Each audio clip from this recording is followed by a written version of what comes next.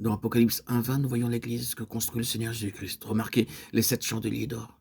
L'or parle de la vie divine. Dans Apocalypse 21:18, nous lisons une merveilleuse description de la ville d'or pur. Le Seigneur ne construit pas des associations, des dénominations ou des sectes. Il bâtit son église.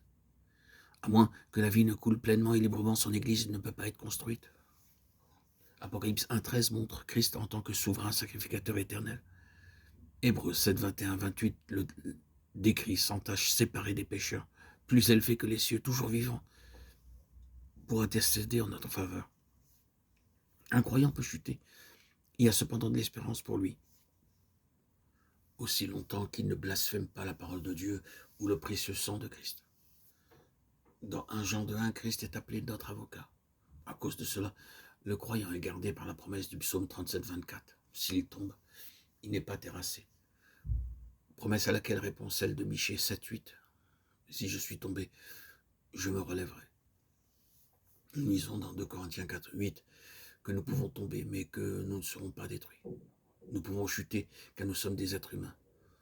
Nous commettons beaucoup de fautes, mais le Seigneur Jésus-Christ est notre souverain sacrificateur.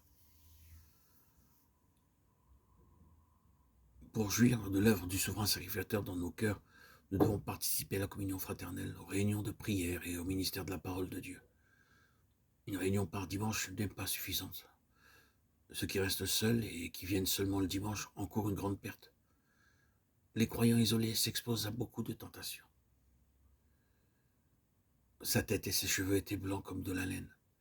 Sa tête et ses cheveux sont merveilleusement décrits dans Apocalypse 1:14-18. Ses cheveux étaient blancs comme de la laine. Les cheveux blancs du Seigneur parlent de sagesse éternelle, de maturité et d'expérience. Daniel 7:9. Beaucoup de personnes n'aiment pas les cheveux gris, elles les arrachent dès qu'ils apparaissent. Cependant, la sagesse humaine peut se tromper. C'est seulement par la sagesse divine que nous pouvons comprendre les mystères de Dieu. Jacques 1:5 nous dit que si nous manquons de sagesse, nous devons la demander à Dieu.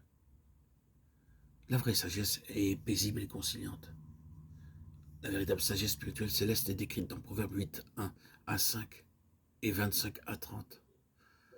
Proverbe 9:1 nous parle par ailleurs des 7 piliers de la sagesse céleste. Nous lisons dans Jacques 3:17 que la sagesse que Dieu nous donne est premièrement pure, ensuite pacifique, modérée, conciliante, pleine de miséricorde et de bons fruits, exempte de duplicité et d'hypocrisie, sans partialité. Combien avons-nous besoin de cette sagesse?